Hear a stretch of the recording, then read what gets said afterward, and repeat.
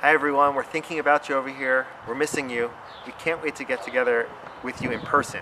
In the meanwhile, we can get together virtually tonight. We hope you'll join us for this. We're really excited. It's called Mezoomin.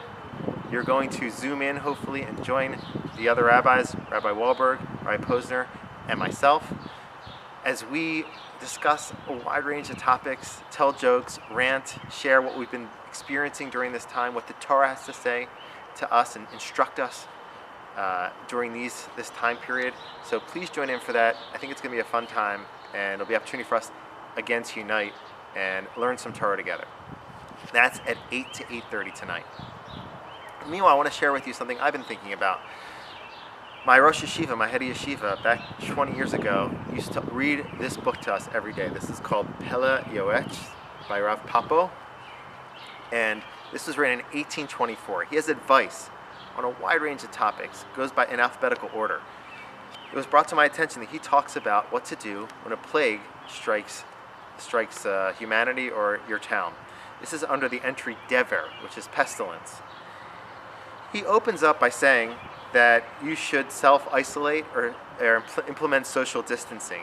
He says Dever brings a source from Baba Kama, where it says if pestilence comes to the city, you should bring in your legs. You should or escape from town. Bring in your legs, meaning remove yourself from being in contact with other people. He then goes on to say that you have to be extra careful. That's also a powerful message. Be extra careful, like that's what we're saying all the time. And he brings a verse from Mishlei, which says, a clever person sees evil and hides. He removes themselves. And he says, but a simple person passes on and they're punished. And he brings the Zohar, which says that not that God punishes them, but rather they punish themselves by not heeding the advice of the medical experts and removing themselves from contact with other people. Then he goes on to say, the main way to protect ourselves is through giving tzedakah. People ask all the time, what can I do to help other people? One way to start is to give tzedakah. It's not so hard to do. It goes a long way, and we're taught that tshuva, tzedakah, they remove tshuva and prayer and tzedakah. They help remove the evil decree. So that's something you can do. Even a little bit goes a long way. Lastly, he brings two other pieces of advice. He says, you should always pray even before the tzara. Pray that Hashem will make things better. And then he brings something really powerful. He says, you should implement all the skulos, all the wise advice to make things better that are offered by the sages. And one of them in particular, the Pitum Torah. You should read the Torah every morning. The Incense Offering, which appears in our Siddur. Why does he highlight the Incense Offering? I was thinking about this to myself. Why specifically that? So the mystics say that it has a lot of power.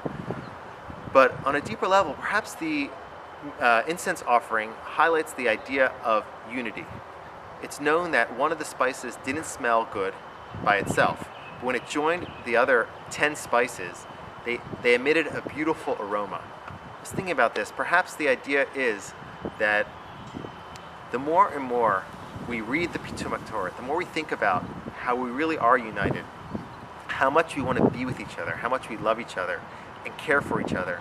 Maybe that love, day in and day out, will overflow, and in the end, almost force Hashem to bring us back together. So that could be the message that he's ending this small entry with. Tonight, Rosh Chodesh Iyar is coming in. Iyar is known to stand for Ani Hashem Rofecha. Aleph is Ani, Yud is Hashem, and Resh is Rofecha. I am Hashem, your healer. May Hashem soon reveal Hashem's self as our healer, due to our love for each other, our desire to be together, and all the kindnesses that we extend to each other day in and day out. God willing, that love will overflow and lead to a full recovery and us uniting once again in person. Take care, everyone. Have a good day.